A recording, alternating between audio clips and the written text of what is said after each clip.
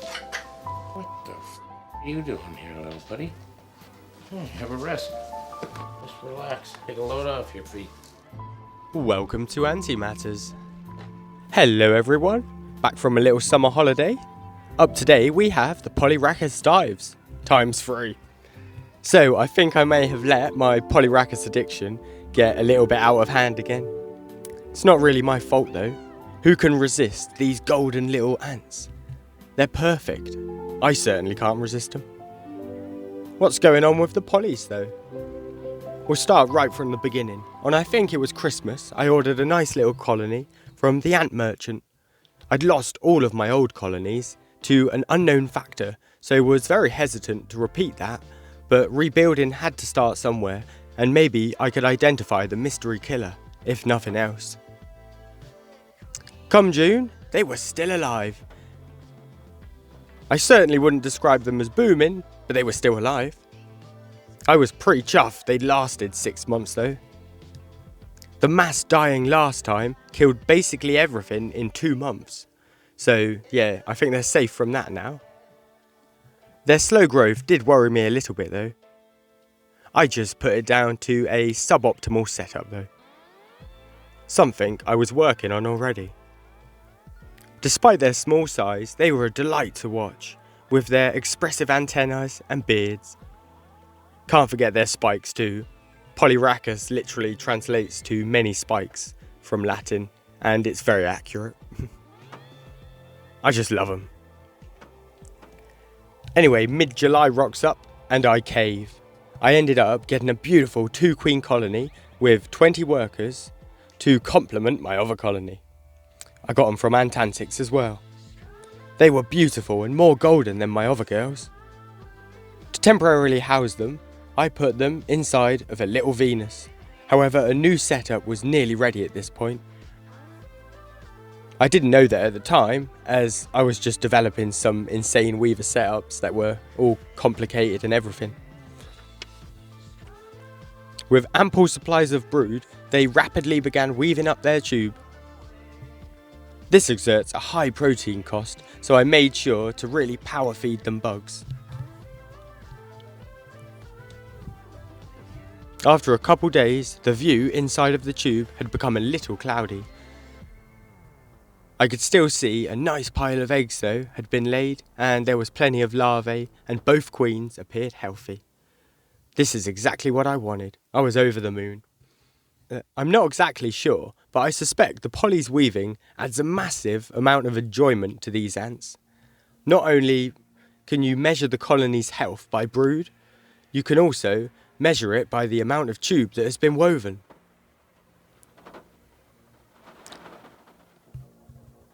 It's a lot more dynamic and visible than the brood most of the time as well, increasing your fulfillment. When things are going well anyway.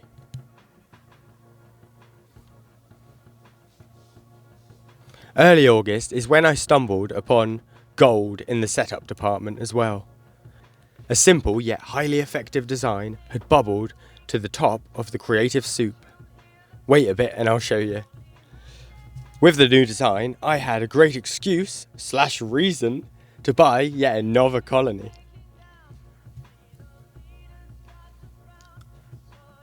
The new nest would require some more testing before I could really say it had worked like a charm.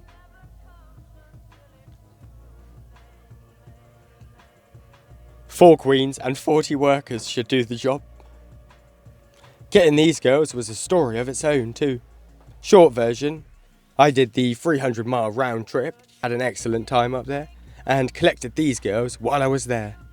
They were quite fresh off the plane and had brood mostly consisting of fresh eggs. There were a few small larvae scattered in the mix as well. The queens are definitely a characterful bunch. One has clearly visible wing stubs. I've now named her Stubby. She has a nice gang of workers, I'd say about maybe 15 to 20. There's also 2 plain Janes. Zero personality, they just make babies and eat. Movement is a waste of energy, experience in fine gourmet food is also a waste of energy. And then there's Boudica. She's fucking brilliant.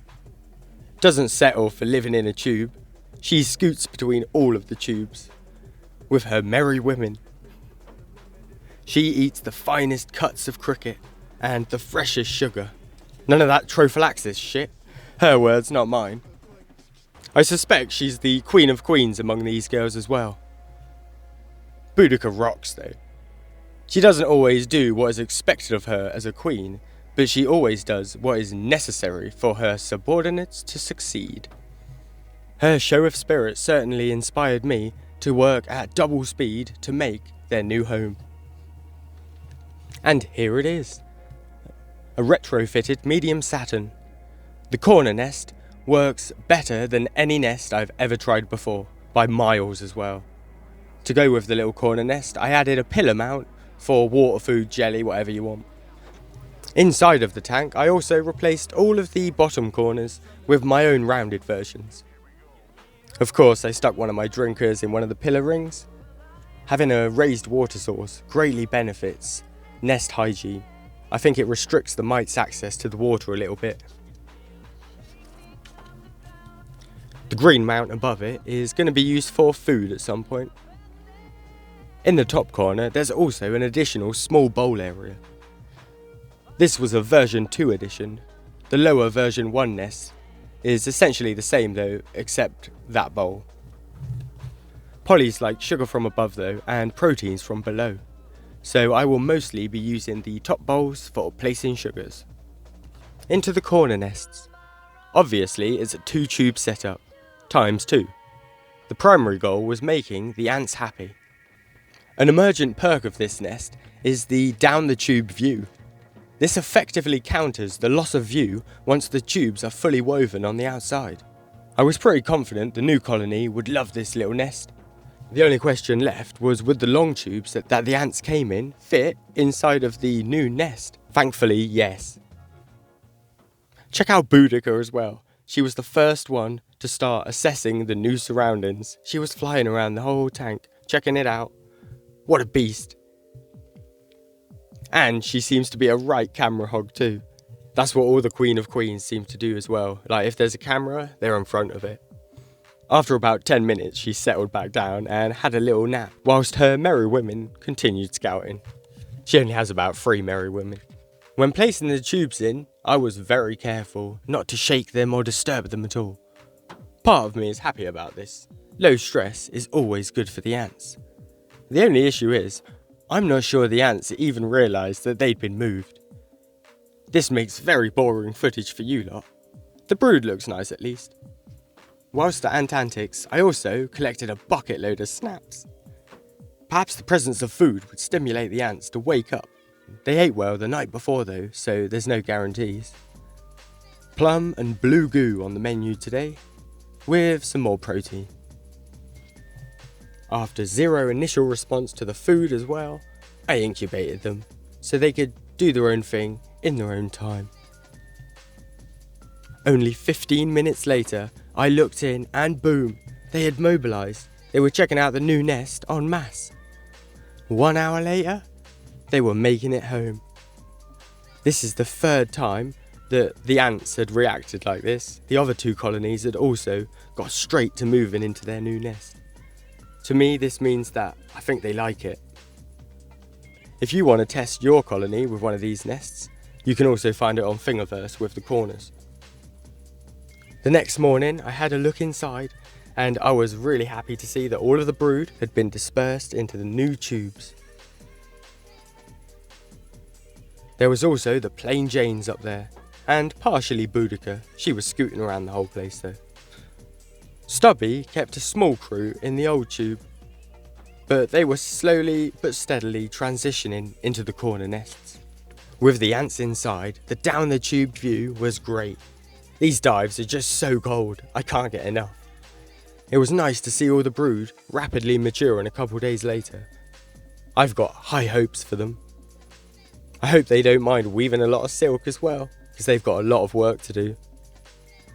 Before long, the whole setup should be fully woven up, including between the nests, linking them up into one joined up nest.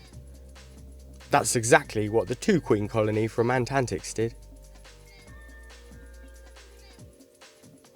In their test version, they went to town expanding the entranceway all the way down to the floor. From what I can tell, this colony is definitely on the up, especially since they moved in. They consume a surprising amount of protein. I get they use it, but it's remarkable how much they can process. They can take bug protein, process it, and then spit it out as silk. Or grow. The older colony has also settled in well, and for the first time in ages, they have shown increased growth. There's a light fresh weave on one of the tubes too. They're moving in a positive direction, I feel, and hopefully before long they'll be getting bigger. They are gradually expanding the entrance to match the other colonies' entrance as well, although with their limited numbers there's only so much building they can do. Since stumbling upon this nest, polys have been just the best. Fingers crossed all the colonies stay on the right track. I got my fingers crossed, touching wood, everything. I really, and I mean like I really want a mature dives colony. Not only do they weave and are excellent to go in large natural setups, they also inbreed. Finally, here's a little clip of Boudica taking her favourite cut for the cricket. The shoulder. I hope you enjoyed today's video. Thanks for watching. Until next time, may your ants live long and prosper, and bye!